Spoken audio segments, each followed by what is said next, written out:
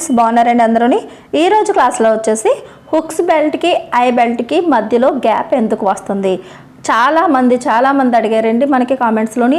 అక్క మేము ఎంత బాగా స్టిచ్చింగ్ చేసుకున్నా సరే హుక్స్లు పెట్టేటప్పటికి ఇలాగా గ్యాప్ వస్తుంది, ఎందుకు వస్తుంది అని. కటింగ్లో ఏమైనా తేడా చేసుకోవాలా, స్టిచ్చింగ్లో ఏమైనా తేడా చేసామా ఏంటనేది ఒక్క విషయం అండి. ఈ హుక్స్ బెల్ట్ ఐ బెల్ట్ దూరంగా రావడానికి కారణం కటింగ్లో కాకుండా స్టిచ్చింగ్లో కూడా కొద్దిగా ఉంటుంది. ఇంకొకటి హుక్స్లు తాళ్ళు వేయడంలో కూడా ఉంటుంది అనమాట. అది ఎలా ఏంటి అనేది క్లాస్లో మనం వివరంగా చూద్దాం. వీడియోని స్కిప్ చేయకుండా జాగ్రత్తగా వింటే మీకు ఆ టిప్స్ అనేవి వివరంగా తెలుస్తాయి. సరేనండి, మన ఛానల్ని కొత్తగా చూస్తున్నట్టయితే కనుక సబ్స్క్రైబ్ చేసుకోవడం మాత్రం మర్చిపోకండి. ఇప్పుడు మనకి హుక్స్లో తాళ్ళు బెల్ట్లు స్టిచ్చింగ్ చేసేటప్పుడు ఫస్ట్ సైడ్ ఫిట్టింగ్ అండి. మనకి ఇలా సైడ్ ఫిట్టింగ్ చేసేటప్పుడు ఐ బెల్ట్ దగ్గర నుంచి కొలిచి మనం నడుములోని 4వ వంతు అన్నది పెట్టుకోవాలి. అంటే ఇక్కడ మనం ఫిట్టింగ్ చేసేటప్పుడు ఏం చేస్తారంటే ఈ ఐ బెల్ట్ అన్నది మనకి వదిలేస్తారు. ఇక్కడి నుంచి చూసారు కదా, ఫిట్టింగ్ దగ్గరికి వచ్చేటప్పటికి ఇలా పట్టుకుని చూస్తే సమానంగా రావాలి. ఐ బెల్ట్ని ఏంటంటే అది ఎక్స్ట్రా అనుకుని వదిలేస్తారనమాట. వదిలి కొలడం వల్ల కూడా ఈ ప్రాబ్లం వస్తుంది. ఒకవైపు భుజం కూడా జారుతుంది. దీని కారణంగా చూసారా, నేను ఇక్కడ సైడ్ జాయింట్లు 2 కలిపి పట్టుకున్నాను. ఇలా కలిపి పట్టుకుంటే సమానంగా ఉంది. చూసారా, హుక్స్ బెల్ట్ ఐ బెల్ట్ అనేవి ఇక్కడ సమానంగా వచ్చాయి. ఇలా ఉందా లేదా మీ బ్లౌజ్ అనేది చెక్ చేసుకోండి. ఈ ఐ బెల్ట్ అనేది ఎంతైతే ఉందో ఒక 1/2 ఇంచు, ఒక 1/4 ఇంచు కలిపి కుట్టితే తగ్గుతుంది. మళ్ళీ 1 ఇంచు మనం పెంచుతాం. మళ్ళీ హుక్స్ల దగ్గర కూడా కుట్టేటప్పుడు 1/4 ఇంచు అనేది ఖర్చులోకి పోద్ది. అంటే 6 ఇంచు మనకి పోయింది, 6 ఇంచు పెరిగింది. కాబట్టి అసలు మనకి ఐ బెల్ట్ అన్నది వదలాల్సిన అవసరం లేదనమాట. ఒకదాని మీదకి ఒకటి పెట్టేటప్పటికి 2 కూడా సమానమే అయినాయి కదండి. అప్పుడు మరి ఐ బెల్ట్ని ఎందుకు మనం వదిలేయాలి? చాలామంది ఐ బెల్ట్ని వదిలేసి ఫిట్టింగ్ చేస్తారు. దానివల్ల ఏంటంటే ఐ వైపు ఎక్కువ క్లాత్ ఉంటుంది, హుక్స్ వైపు తక్కువ క్లాత్ ఉంటుంది. అది ఒక కారణం అన్నమాట. ఇది ఇక్కడికి వచ్చేటప్పటికి చూసారా, ఇలా సమానంగా వచ్చేటప్పటికి ఎంతైతే లోపలికి ఐ బెల్ట్ వెళ్ళిందో అంతే హుక్ బెల్ట్ అన్నది పైకి కూడా వచ్చింది. అర్థమైంది కదండి నేను ఏం చెప్తున్నాను అన్నది. మనం ఫిట్టింగ్ చేసేటప్పుడు 2 వైపులా సమానంగా చివరి నుంచే కొలుచుకొని పెట్టుకోవాలి. మీరు బ్లౌజ్ కొలిచేటప్పుడు కూడా హుక్స్ల దగ్గర నుంచి మొదలు పెట్టుకుని ఐ వరకు కూడా మీరు కొలుచుకుంటారు మన నడుము ఎంత అన్నది. అప్పుడు మరి ఇక్కడ కూడా మనం అలాగే పెట్టి ఫిట్టింగ్ అన్నది చేయాలి. అది అందరూ చాలా వరకు చాలామంది నేను చూశాను ఐ బెల్ట్ని కొలవట్లేదు. అదొకటి పొరపాటు.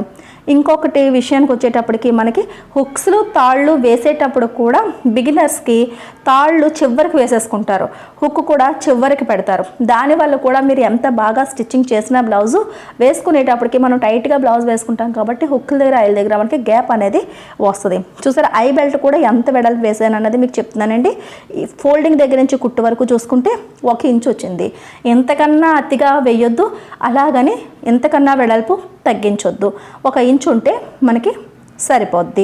సరే, ఇది కూడా చెప్తున్నానండి. ఐ బెల్ట్ ఫోల్డింగ్ అన్నది 1 ఇంచు నేను ఉంచాను.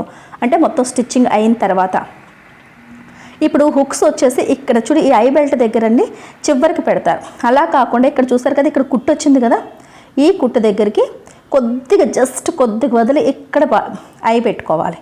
అంతే తప్ప ఫోల్డింగ్ వైపు చివరికి రాకూడదు. చూసారు, కుట్టు అనేది నాకు ఇక్కడికి వచ్చింది, వేలతో చూపిస్తాను. ఇక్కడ ఈ చిన్న గ్యాప్ వదిలి ఇక్కడ పెట్టుకోవాలి తాళ్ళు అన్నమాట. ఈ రకంగా మనం మార్కింగ్ చేసుకోవాలి. అంటే మనకి చివరికి రాకూడదు అనమాట. దాని తర్వాత కరెక్ట్గా కింద మళ్ళీ ఒక మార్కింగ్ అనేది చేసుకోవాలి. ఈ రెండిట్లకి ఇలా కలిపి పట్టుకొని సెంటర్కి మధ్యలోకి ఒక మార్కింగ్ చేసుకోవాలి. ఐ మార్కింగ్ కూడా మనం ఇంచు టేప్ అవసరం లేకుండా ఇలా మార్కింగ్ చేసుకోవాలి. చూస్తున్నారు కదా, కుట్టికి ఇటువైపు నేను మార్కింగ్ చేస్తాను. ఎక్కడైతే మనం మార్కింగ్ చేస్తామో అక్కడ తాళ్ళు అనేవి వస్తాయి. మళ్ళీ మధ్యలోది పైది కలిపి పట్టుకుంటే సెంటర్ పాయింట్ వస్తుంది. ఆ మధ్య భాగంలో పట్టుకుని మళ్ళీ అక్కడ ఐ మార్కింగ్ అన్నది ఇలా పెట్టుకోవాలి. దాని తర్వాత మధ్యలోది కింద మార్కింగ్కి సమానంగా ఇలా పట్టుకుంటే మళ్ళీ మధ్య భాగం వస్తుంది కదా. ఇలా పెట్టుకుంటే కనుక మీకు 5 తాళ్ళు అనేవి వస్తాయన్నమాట. ఎక్కువగా చాలా వరకు అన్ని సైజుల బ్లౌజులకి కూడా ఇన్నే హుక్స్లు వస్తాయండి. 5 హుక్స్లు అనేవి వస్తాయి. ఇంకా ఎక్కువ కావాలనుకుంటే గ్యాప్ ఇచ్చుకొని కొద్దిగా బాగా పొడవు బ్లౌజ్ అయితే కనుక 6 హుక్స్లు అనేవి పెట్టుకోవచ్చు. ఇప్పుడు చూసారు కదా, ఇది ఎంత గ్యాప్ అనేది వచ్చిందో అలా మనం తాళ్ళు అనేది వేసుకోవాలి. ఇప్పుడు హుక్స్ల దగ్గరికి వచ్చేటప్పటికి ఇక్కడ కూడా ఏం చేస్తారంటే హుక్స్ని చివరికి వేస్తారు, ఈ అంచుకి చివరికి వేస్తారు. ఇక్కడ హుక్ వేసిన తర్వాత మనకి తాళ్ళకి హుక్ పెట్టేమో అంటే కనుక ఇలా రావాలి. హుక్ పెట్టేసిన తర్వాత తాడులు కుట్టు అంటే ఐ బెల్ట్కి కుట్టు ఉంది కదా చూసారా, అక్కడికి ఈ హుక్స్ బెల్ట్ది అంచు అనేది ఇలా రావాలన్నమాట. ఇలా పెట్టి ఇలా మనం ఇలా ఒకటి ఇలా కొద్దిగా అదిమేమో అంటే కనుక కింద మార్కింగ్లు పైకి వస్తాయి. చూసారు కదా ఇలా వచ్చాయి కదా ఇక్కడికి ఈ రకంగా. కానీ ఇక్కడికి మార్కింగ్ అంటే ఇక్కడికి వచ్చాయి, కానీ ఇలా ఇక్కడ హుక్స్ వేయకూడదండి, లోపల వైపుకి వేయాలి. ఇదొక పద్ధతి. లేదు అంటే కనుక ఫస్ట్ మనం మీకు చూపించినట్టుగానే పైన ఒక మార్కింగ్ కింద ఒక మార్కింగ్ పెట్టుకోవాలి, మధ్యలో ఫోల్డ్ చేసుకుని ఒక మార్కింగ్, అలా ఇప్పుడు ఇందాక చూపించినట్టుగానే సేమ్ అదే రకంగా మార్కింగ్లు పెట్టుకున్న రెండు ఒకే రకంగా వస్తాయి. ఇప్పుడు హుక్స్ తీసుకున్న తర్వాత హుక్స్ విషయానికి వచ్చేటప్పటికి ఇది కూడా ఇక్కడ ఇలా చివరికి ఇలా పెట్టి ఇలా హుక్ వేయకూడదు. ఇలా హుక్ కూడా ఇలా వేసారు అంటే కనుక గ్యాప్ రావడం అన్నది కంపల్సరీగా గ్యాప్ వస్తుంది అనమాట. ఇది కటింగ్లో లేదండి, కటింగ్ స్టిచ్చింగ్లోని ఏమీ ఉండదు. మీకు ఎక్కువగా ఉండేది ఈ హుక్లు వేయడం కూడా రాకపోవడం వల్లే బిగినర్స్కే ఎక్కువగా ఈ ప్రాబ్లం అన్నది వస్తుంది అనమాట. ఇప్పుడు ఇక్కడ చూసారు కదా ఈ అంచు ఉంది చూసారా, ఫోల్డింగ్ చేసి మనం స్టిచ్ చేసిన ఈ అంచు ఉంది కదా, ఇక్కడికి పెట్టాలి. ఇంచుమించులోని దాని దగ్గరికి ఇలా పెట్టి ఇక్కడ పెట్టాలి హుక్ అనేది. హుక్ పైన ఎంత గ్యాప్ ఉన్నా సరే వదిలేయండి, పర్వాలేదు.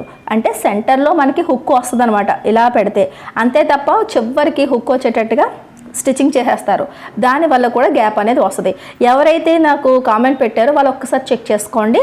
మీరు కనుక ఈ రకంగా కాకుండా నేను చెప్పినట్టు కాకుండా చివరికి ఏమైనా హుక్స్ ఐ బెల్ట్లు పెట్టి స్టిచ్చింగ్ చేశారేమో. ఇప్పుడు హుక్ ఇలా పెట్టిన తర్వాత హోల్ ఉంది కదా, ముందు దారం 4 పేటల మీద దారం ఉండాలి. హుక్స్ హోల్ దగ్గర నుంచి లోపలికి సూది తీస్తూ మనకి ఇలా 3 అనేది పెట్టుకోవాలి, ఇలా నాట్ వేసుకోవాలి. ఇలా కనీసం ఒక హోల్లోనే 4 సార్లు అయినా సరే ఒక 3 నుంచి 4 వరకు స్టిచ్చింగ్ చేసుకుంటే గట్టిగా ఉంటుంది. దాని తర్వాత రెండో దాంట్లో కూడా ఇలాగే స్టిచ్చింగ్ చేయాలి. ఇది కామన్గా ఎవరికైనా సరే సింపుల్గానే అర్థమవుతుందండి. కానీ ఈ పైకి వచ్చేటప్పటికి సైడ్ని ఇలా మనం సూదితో తీసిన తర్వాత ఇలా దాని సైడ్ నుంచి మళ్ళీ అటువైపు హుక్కి అటువైపు మళ్ళీ ఇలా తీసిన తర్వాత చూసారు కదా హుక్ కింద నుంచి ఇలా దారం అనేది వస్తుంది, కానీ అది టాప్కి రావాలి. చాలామంది హుక్కి సెంటర్లో కుట్టు వేయడం వల్ల కూడా హుక్ పైకి లేస్తూ ఉంటుంది అనమాట, దానివల్ల కూడా గ్యాప్ అనేది వస్తుంది, టైట్గా ఉండదు. చూడండి ఒకసారి ఇటువైపు మళ్ళీ సూదితో వేసాం కదా, ఇలా పట్టుకుంటే హుక్ కింద నుంచి దారం అనేది వెళ్ళిపోద్ది. మళ్ళీ ఇటువైపు నుంచి ఇటువైపుకి ఇలా మనం కట్ చేసేయాలి. ఒకసారి మళ్ళీ చూపిస్తాను చూడండి. హుక్కి ఇలాగ మనకి ఫోల్డ్ అనేది ఉంది కదా, చూడండి సూదితో చూపిస్తాను. ఇక్కడ ఇలా ఫోల్డ్ ఉంది కదా, ఈ ఫోల్డ్ దగ్గరికి కరెక్ట్గా ఈ తాడు మధ్యలోంచి కుట్టిన కుట్ట అనేది ఉండాలన్నమాట. ఇక్కడ ఉండకూడదు, ఇక్కడ ఉండాలి. ఇలా ఉండడం వల్ల ఏంటంటే ఈ పై వంపు అనేది పైకి లెగకుండా ఫిట్గా ఉంటుంది అనమాట. ఇలా వేయకపోవడం వల్ల కూడా హుక్ అనేది పైకి లేచి గ్యాప్ అనేది వస్తుంది.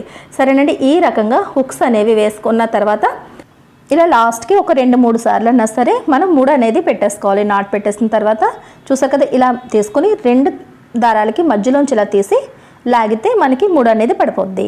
ఇలా 2 సార్లు మనం నాట్ వేసిన తర్వాత మనం ఈ దారాన్ని కటింగ్ చేసేద్దాం.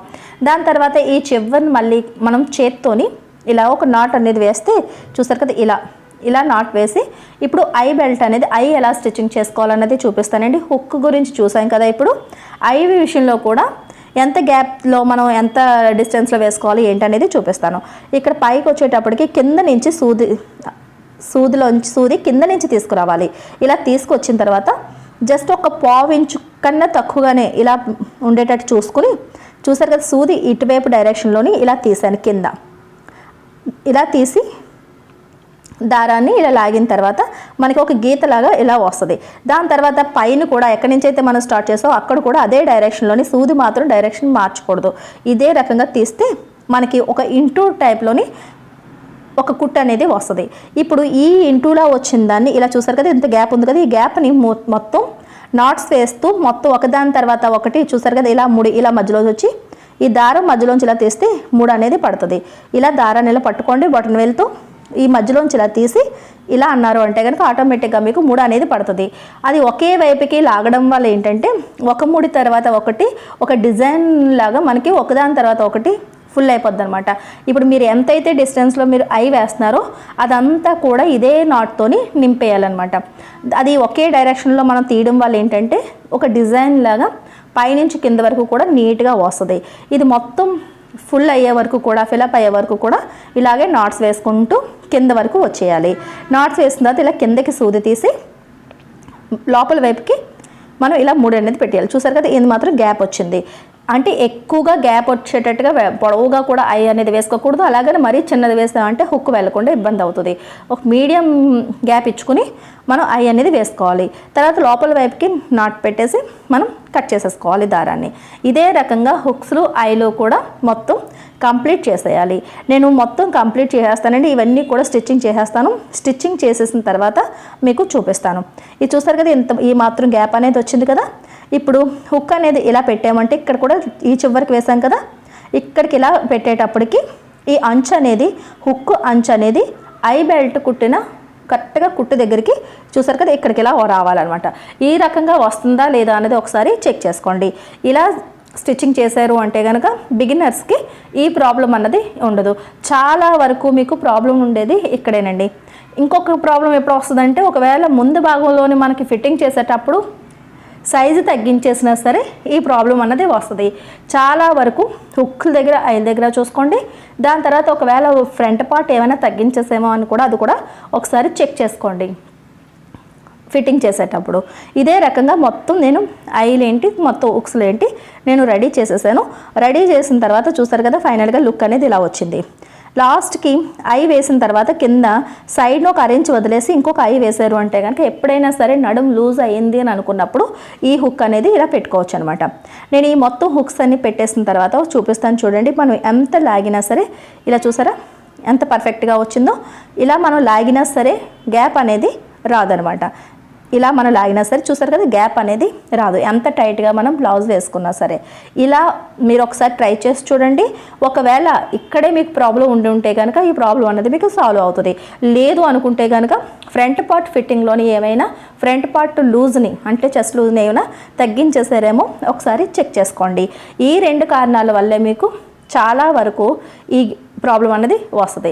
ఇది క్లియర్ చేసుకుంటే సరిపోద్ది. సరేనండి, కటింగ్లోనే ఎటువంటి తేడా ఉండదండి, స్టిచ్చింగ్లోనే ఏదో పొరపాటు అనేది జరిగి ఉంటుంది. వీడియో నచ్చినట్లయితే కనుక ఒక లైక్ ఇవ్వండి. మన లక్ష్మీ ఫ్యాషన్ వాళ్ళ ఛానల్ని సబ్స్క్రైబ్ చేసుకోవడం మాత్రం మర్చిపోకండి.